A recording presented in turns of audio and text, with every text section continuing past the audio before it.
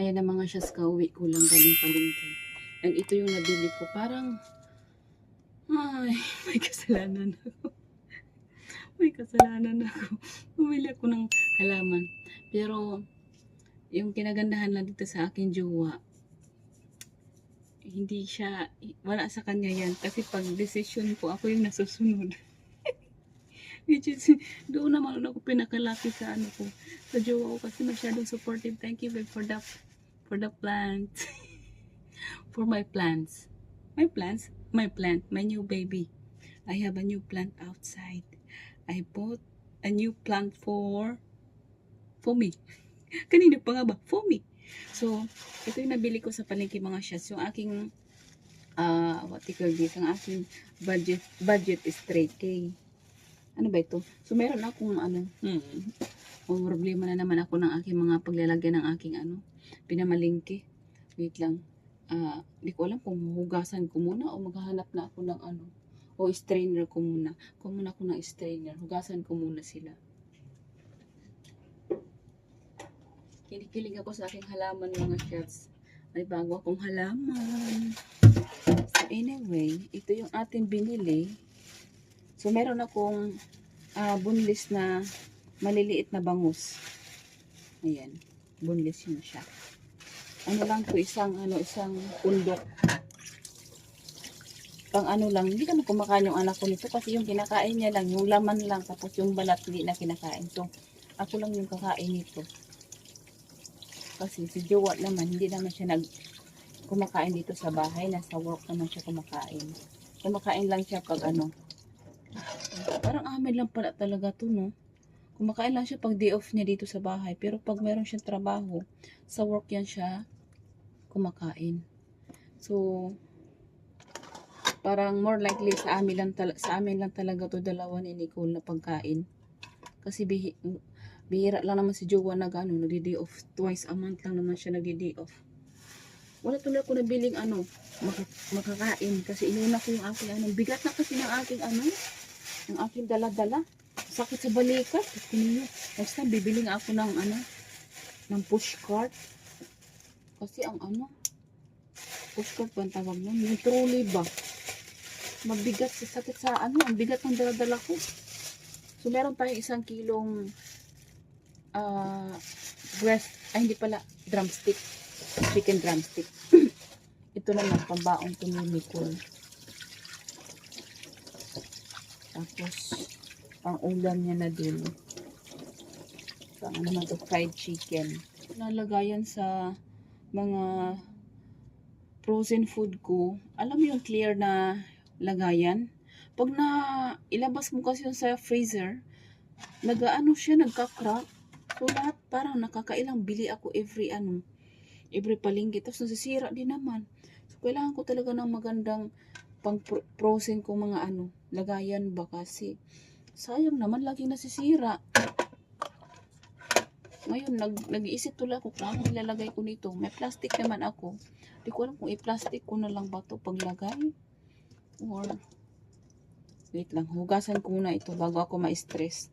So, meron tayong fish, meron tayong chicken. Tapos, ito lang yung nabili kong fruits. Ito lang yung nabili kong fruits. 4 na apple.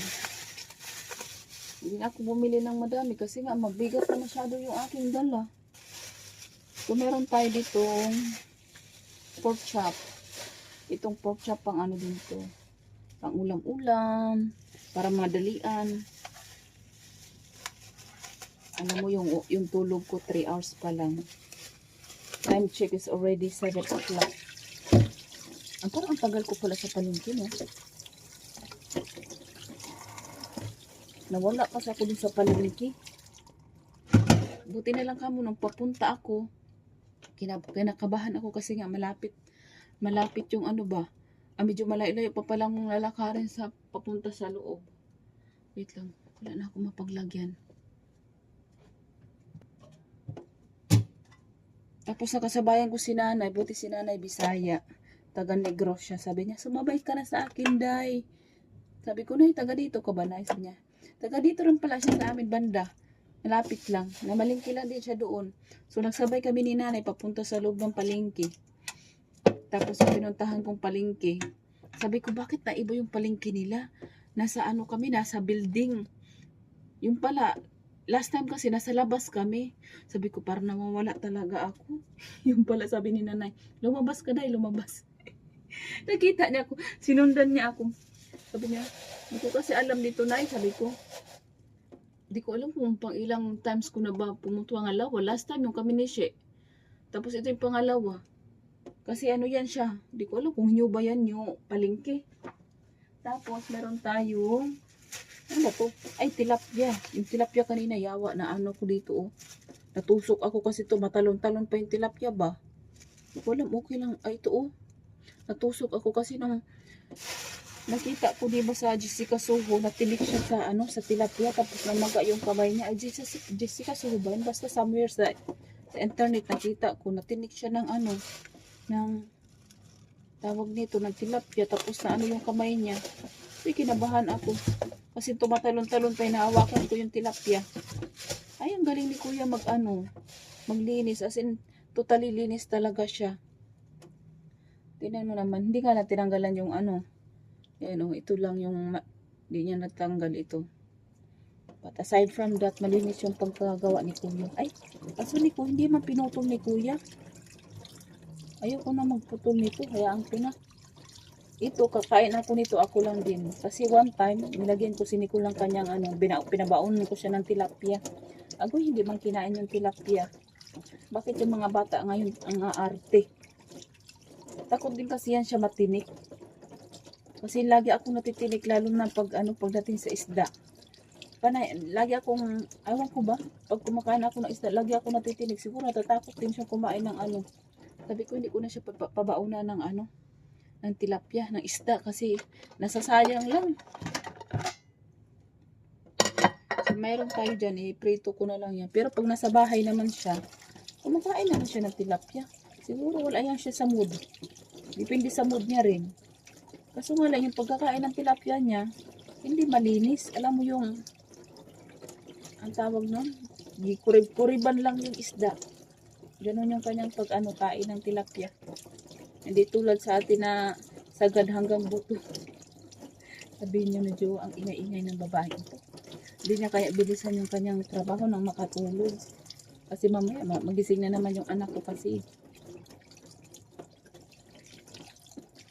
Pag nagising ko naman yun, tuloy-tuloy na.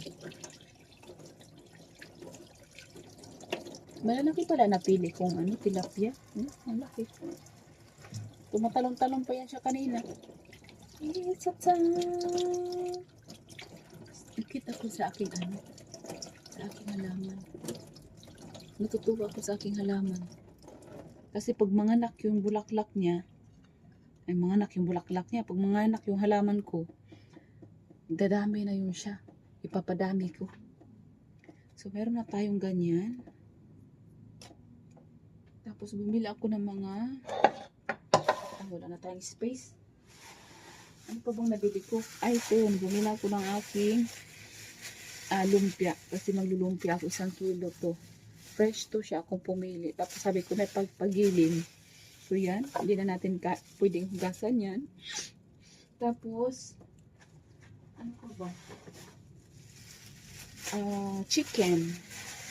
Another chicken. Wala ko, parang puti lang yung aking na ano ngayon. Na pamalingki. Bakit kaya? Pero medyo mahal na rin yung bilihin talaga ngayon. Mahal na kasi last time. Iba-iba din kasi yung presyo ng palingki. May mataas, may mababa. Hindi sila pantay-pantay. Dapat yung presyo ng palingki, isa lang. Kasi minsan di ka makachimpo ng mababang presyo. Kasi minsan may pataasan din sila dun eh.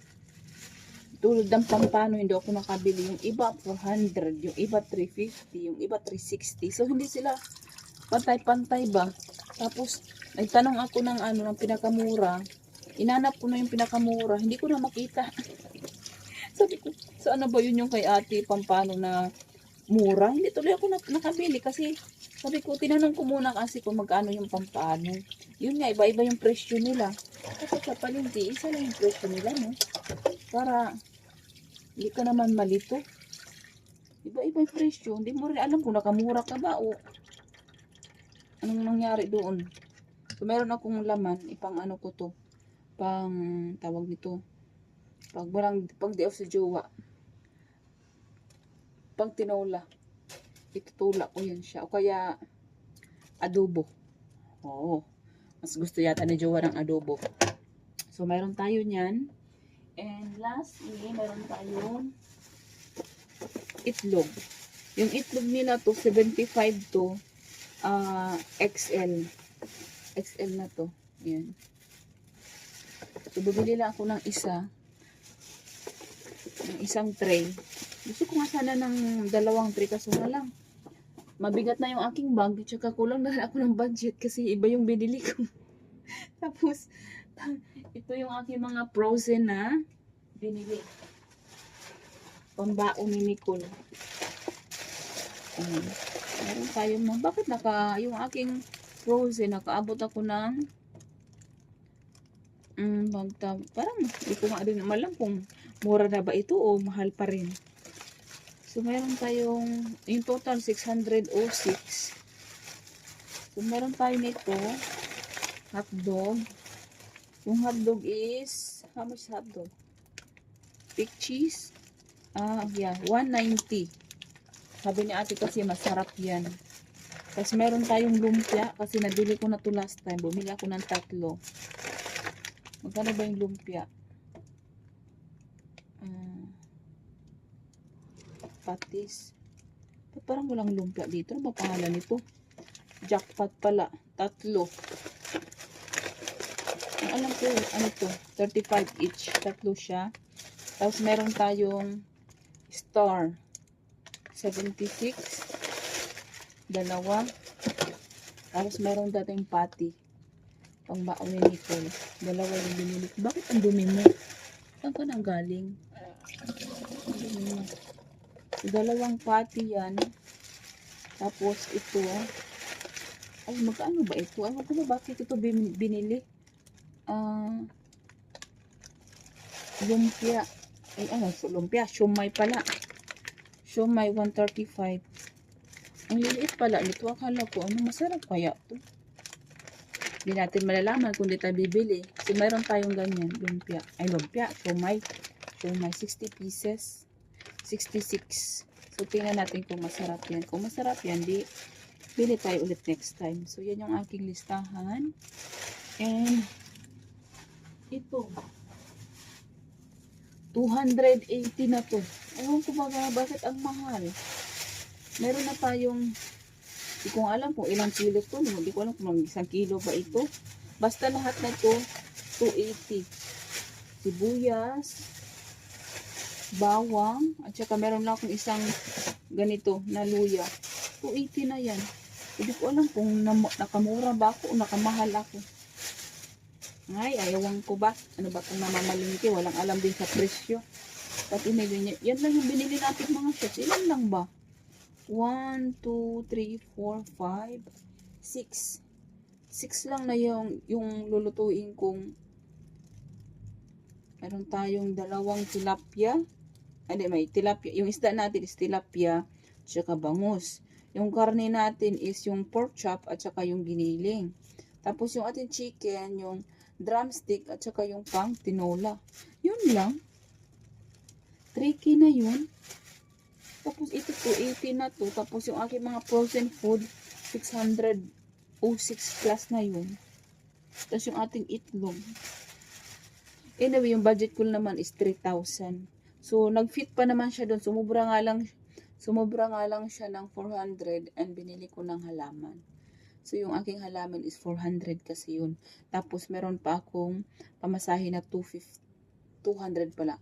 Kasi tinawaran ko, sabi ni Kuya, 250. Kasi, mamalaman, Kuya?